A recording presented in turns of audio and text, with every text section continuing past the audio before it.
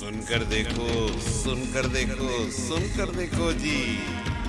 ममता राहुल मोदी बोले, लिखे जितेंद्र जी।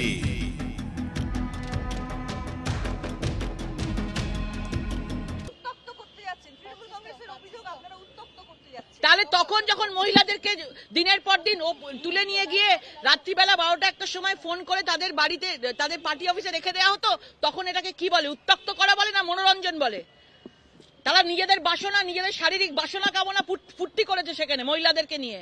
আর তারা সংসারের জন্য, স্বামীকে বাঁচানোর জন্য, সন্তানকে বাঁচানোর জন্য আজকে তারা তাদের ঘরে চলে যেত।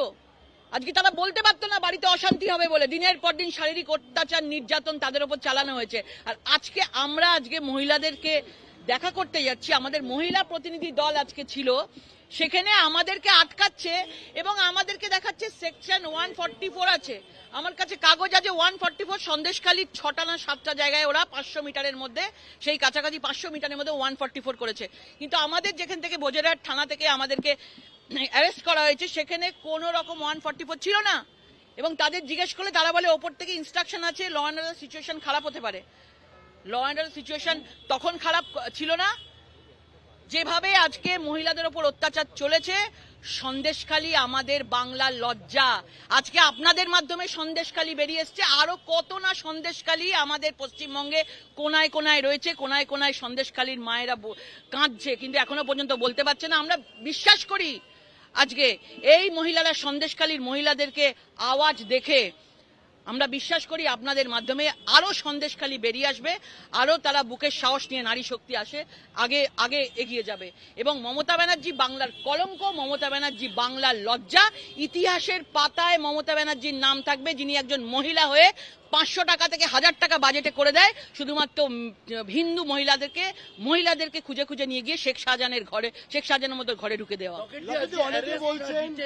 এটা নিয়ে একটা দ্বন্দ্ব তৈরি হচ্ছে, কারণ কোন ডিসি বলছেন ডিটেইন করা হয়েছে, কোন ডিসি বলছেন না অ্যারেস্ট। আপনাকে কি বলা হয়েছে? দেখুন, কোনো কিছু বলেন, ইললিগাল। কোন রকম ভাবে একজন সাংসদকে সেখানে কোনো ওয়ারেন্ট, কারুর কিছু ছাড়া সেখানে এইভাবে একজন সাংসদকে করতে পারেন না। কোনো লিখিত কাগজ দেখাতে পারেনি তারা, কোনো লিখিত কাগজ দেখাতে পারেনি। শুধুমাত্র ওপর থেকে নির্দেশ আছে, আমাদের বলছে ট্রাফিক জ্যাম হয়ে যাবে, উচ্চ মাধ্যমিক পরীক্ষা আছে, এই জন্য আপনাদের যেতে দেওয়া হবে না। এই ধরনের কথা বলছে। উচ্চ মাধ্যমিক পরীক্ষা স্টুডেন্টকেও তুলে নিয়ে যাওয়া হচ্ছে সন্দেশখালী থেকে, আর এখানে আমাদের উচ্চ মাধ্যমিক দেখাচ্ছে। আমি বললাম পুলিশদের, আপনাদের ঘরে মা বোন নেই? আজকে যদি আপনাদের ঘরের মা বোনদের সন্দেশখালী হয়ে যাবে না, তখন রাস্তায় দাঁড়িয়ে পড়তে হবে উর্দি ছেড়ে। এটা যেন তারা মনে রাখে। মমতা বন্দ্যোপাধ্যায় বলেছেন সাংবাদিক সম্মেলন করা হয়েছে, সেখানে তারা হাওড়ার একটি ঘটনা সামনে আনছেন, যেখানে আপনাদের কিষাণ মোর্চার সঙ্গে যুক্ত একজন নেতা, তিনি মধুচক্রের সঙ্গে যুক্ত।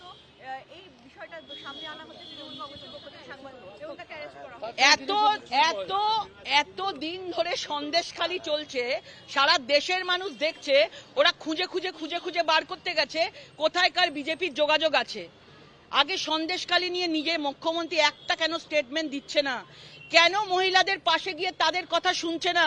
কেন রাজীব কুমারকে আগে পাঠিয়ে, সারাক্ষণ দেখা যাচ্ছে যে রাজীব কুমারকে পাঠিয়ে পরিস্থিতি দেখতে পাঠিয়েছেন, তদন্তের নির্দেশ দিচ্ছেন। একজন মহিলার কাছে আসতে পারলেন না তিনি বলতে পারলেন না তোমাদের কি হয়েছে ভাই? কেন তিনি শেখ শাহজাহানকে এখনো পর্যন্ত বাইরে বার করছেন? আমরা সব জানি যে শেখ শাহজাহানকে মানে কে রেখে দিয়েছে, মমতা ব্যানার্জি সবকিছু জানে শেখ শাহজাহান কোথায় আছে। পুরোপুরিভাবে একজন মহিলা হয়ে আজকে মহিলাদেরকে মান সম্মান, মহিলাদেরকে ধুলোয় লুটিয়ে দিচ্ছে। বাংলার মহিলারা সম্মান চায়। উনি ভুলে গেছেন বাংলার মহিলাদের 500 টাকা ছুড়ে দাও, বাংলার মহিলারা ব্যাস খুশি হয়ে যাবে। বুঝতে পারেনি বাংলায় আগে সম্মান, টাকা পয়সা পরে। বলছি লগেদি, মমতা বন্দ্যোপাধ্যায় বলতেন মা মাটি মানুষের সরকার, তাহলে সব থেকে বড় তৃণমূলের সব থেকে বড় ধাপ্পা মা মাটি মানুষ। দেখুন, মাদেরকে, মা মাটি মানুষের মা দিয়ে শুরু। আর কে আছেন? তার নেত্রী মমতা। মা আর মমতাকে ধুলোয় লুটিয়ে